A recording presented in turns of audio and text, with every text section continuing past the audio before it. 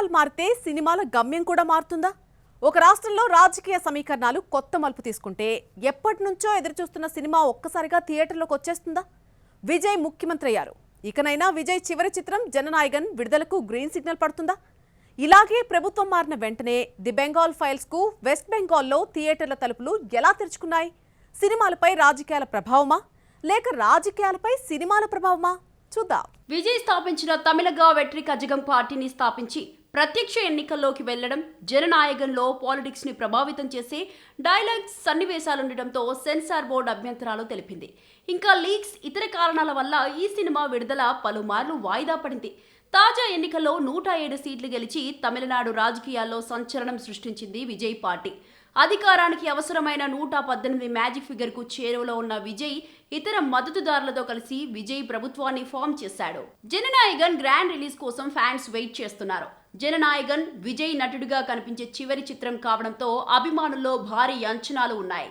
వినోద్ దర్శకత్వంలో తెరకెక్కించిన ఈ పొలిటికల్ యాక్షన్ డ్రామాను విజయ్ పుట్టినరోజు సందర్భంగా జూన్లో విడుదల చేయాలని మేకర్స్ ఇప్పటికే సన్నాహాలు చేస్తున్నట్లు టాక్. విజయ్ ముఖ్యమంత్రి పదవిని అధిరోహించిన తరుణంలో ఈ సినిమా సాధారణ విడుదల కాకుండా చారిత్రాత్మక ఈవెంట్ గా మారే అవకాశం ఉందని సినీ వర్గాలు భావిస్తున్నాయి. దర్శకుడు వివేక్ అగ్నిహోత్రి రూపొందించిన అత్యంత వివాదాస్పద చిత్రాల్లో ఒకటి ది బెంగాల్ ఫైల్స్. 1946 నాటి డైరెక్ట్ యాక్షన్ డే, నో వాఖలి అల్లర్ల నేపథ్యంలో రూపొందించిన ఈ చిత్రం దేశవ్యాప్తంగా విడుదలైన రాజకీయ కారణాల వల్ల పశ్చిమ బెంగాల్లో ప్రదర్శనకు నోచుకోలేదు. కానీ రాష్ట్రంలో రాజకీయ మార్పుల అనంతరం మే 15, 2026 నుంచి అక్కడి థియేటర్లలో విడుదలకు ఏర్పాట్లు పూర్తయ్యాయి.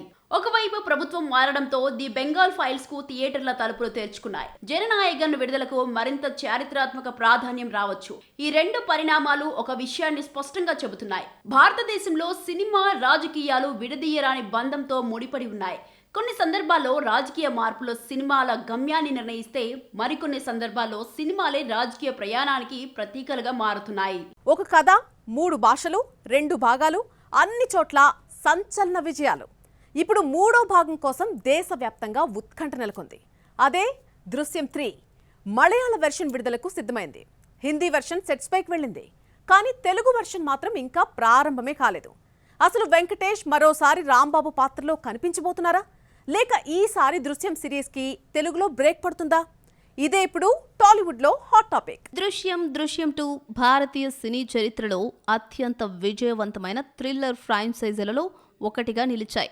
జీతూ జోసెఫ్ రచన, డైరెక్షన్లో మోహన్ లాల్ నటించిన మలయాళ ఒరిజినల్ కు తోడు వెంకటేష్ నటించిన తెలుగు వర్షన్, అజయ్ దేవగన్ నటించిన హిందీ వర్షన్ కూడా భారీ విజయాలు సాధించాయి. ఇప్పుడు దృశ్యం 3 మే 21న ప్రపంచ వ్యాప్తంగా విడుదలకు సిద్ధమవుతూ ఉండడంతో మళ్లీ ఈ ఫ్రాంచైజ్ వైపు అందరి ఫోకస్ మళ్లింది. మలయాళ వర్షన్ ట్రైలర్ ఇప్పటికే ప్రేక్షకుల్లో ఆసక్తి రేకెత్తించింది.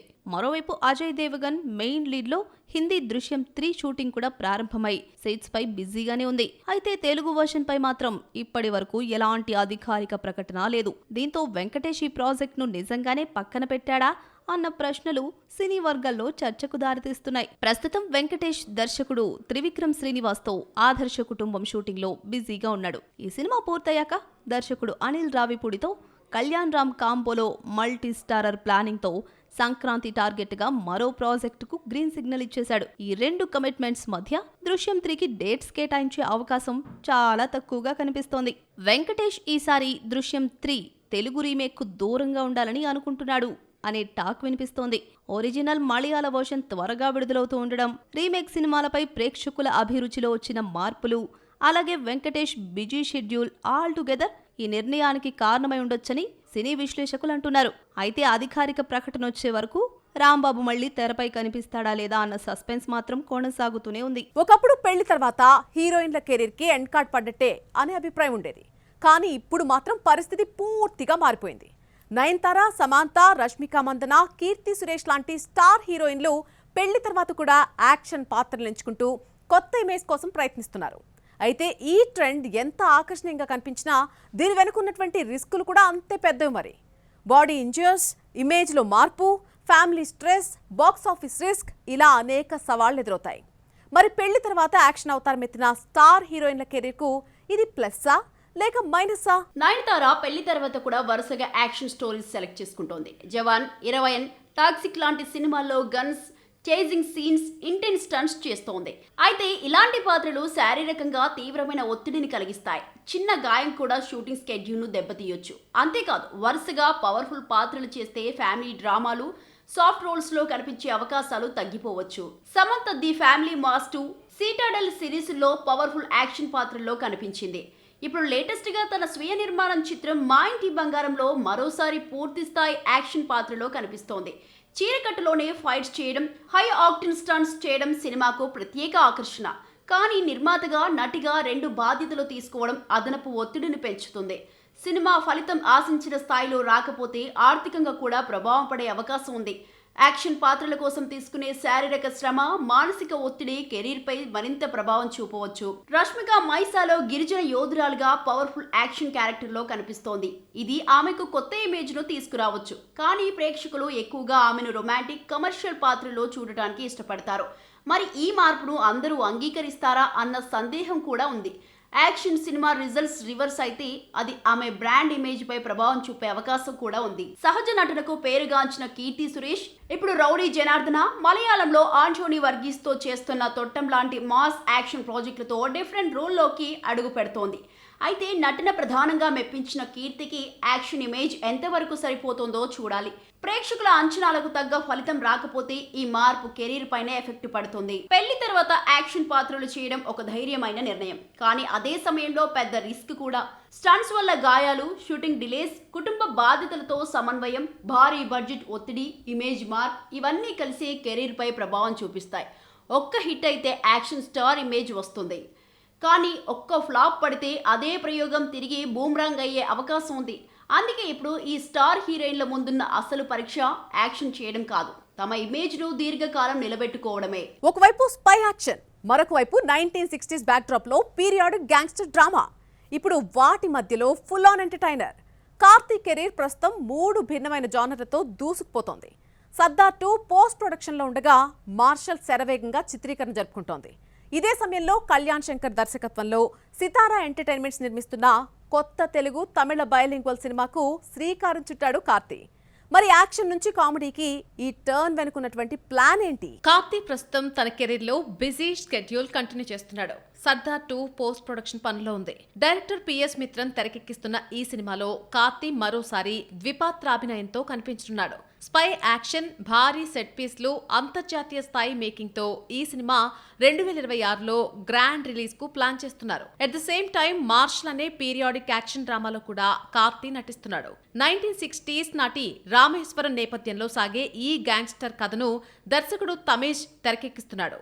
కళ్యాణి ప్రియదర్శన్ హీరోయిన్ గా నటిస్తుండగా నివిన్ పౌలి ప్రత్యేక పాత్రలో కనిపించనున్నాడు. ఈ భారీ చిత్రం 2026 దీపావళి కానుగ్గా ప్రేక్షకుల ముందుకు రాబోతోంది. వరుస యాక్షన్ మూవీస్ తర్వాత ఇప్పుడు కార్తీ మళ్లీ వినోదాత్మక కథ వైపు అడుగులు వేస్తున్నాడు. మ్యాడ్ స్క్వేర్తో టాలీవుడ్ లో గ్రాండ్ సక్సెస్ అందుకున్నటువంటి దర్శకుడు కళ్యాణ్ శంకర్ దర్శకత్వంలో సితారా ఎంటర్టైన్మెంట్స్ నిర్మిస్తున్న కొత్త చిత్రాన్ని ఇటీవల పూజా కార్యక్రమాలతో ప్రారంభించారు. మీనాక్షి చౌదరి హీరోయిన్ గా నటించనున్న ఈ సినిమా మ్యాడ్ తరహాలోనే పూర్తి స్థాయి ఎంటర్టైనర్ గా రూపొందబోతున్నట్టు తెలుస్తోంది. ఇక హీరోయిన్ మీనాక్షి చౌదరి కూడా వరుస ప్రాజెక్టులతో బిజీగా ఉంది. ఇప్పటికే అనగనగా ఒక రాజుతో సక్సెస్ అందుకుంది. ఇప్పుడు వృషకర్మలో నాగ చైతన్య సరసన నటిస్తోంది. ఈ మిస్టికల్ అడ్వెంచర్ థ్రిల్లర్ షూటింగ్ చివరి దశకు చేరుకుంది. మొత్తంగా చూస్తే యాక్షన్, పీరియాడిక్ డ్రామా, కామెడీ 3 విభిన్న జానర్లతో కార్తీ 2026లో ప్రేక్షకులకు పూర్తి వినోద ప్యాకేజ్ అందించడానికి సిద్ధమవుతున్నాడు. వెండి తెరపై హీరోయిన్ గా గుర్తింపు తెచ్చుకోవడం ఒక మార్గం. కానీ ఒక్క పాటతో ప్రపంచవ్యాప్తంగా సెన్సేషన్ కావడం మరో మార్గం. నోరా ఫతేహి అదే ఫార్ములాతో బాలీవుడ్లో స్పెషల్ ఐడెంటిటీ క్రియేట్ చేసుకుంది. ఇప్పుడు 2026 ఫీఫా వరల్డ్ కప్ ప్రారంభోత్సవ వేడుకలో తన డాన్స్తో ప్రపంచ క్రీడాభిమానులను అలరించడానికి సిద్ధమవుతోంది. అయితే ఇదే సమయంలో ఆమెపై విమర్శలు కూడా తగ్గడం లేదు. హీరోయిన్గా కెరీర్ను కంటిన్యూ చేయడం కన్నా ఐటెం సాంగ్స్కే పరిమితం కావడం సరైన వ్యూహమా? తక్కువ టైంలోనే ఎక్కువ క్రేజ్, భారీ రెమ్యునరేషన్ కోసం ఎంచుకున్నటువంటి స్మార్ట్ బిజినెస్ మోడలా?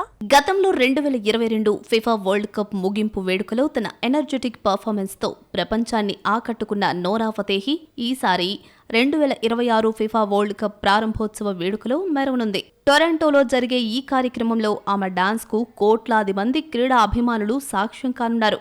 బాలీవుడ్లో స్పెషల్ సాంగ్స్ కి కేర్ ఆఫ్ గా మారిన నోరా ఇప్పుడు అంతర్జాతీయ వేదికలపై భారతీయ వినోద రంగానికి ప్రతినిధిగా నిలుస్తోంది. నోరా ప్రయాణం వివాదాలకు దూరంగా ఏం లేదు. ఇటీవల కేడీ ద డెవిల్లో ఆమె చేసిన ఐటెం సాంగ్ పై విమర్శలు వెల్లువెత్తాయి. అభ్యంతరాల నేపథ్యంలో జాతీయ మహిళా కమిషన్ ముందు హాజరై వివరణ ఇచ్చి క్షమాపణ చెప్పాల్సి వచ్చింది.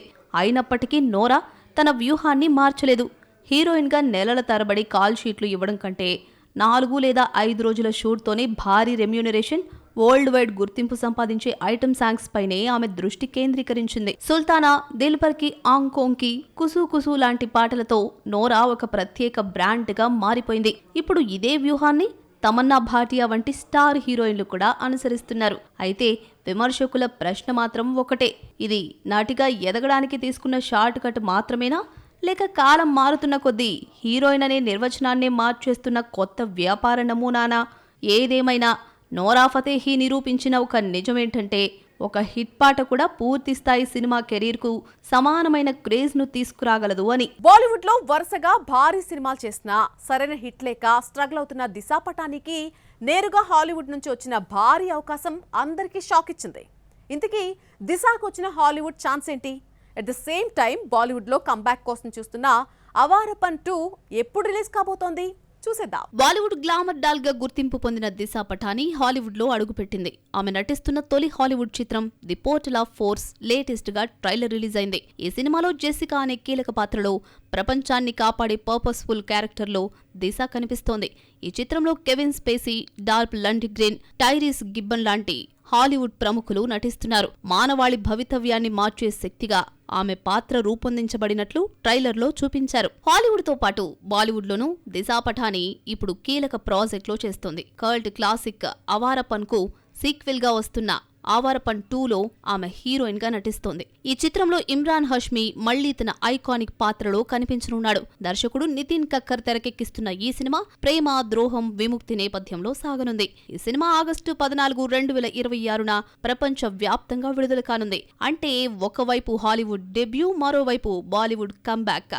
దిశా పటానీకి 2026 నిజంగా టర్నింగ్ పాయింట్ అవుతుందేమో చూడాలి. ఇది ఇవాల్టి బాక్స్ ఆఫీస్. రేపు మరిన్ని మూవీ అప్డేట్స్ తో మళ్ళీ కలుసుకుందాం. Until then keep watching NTV.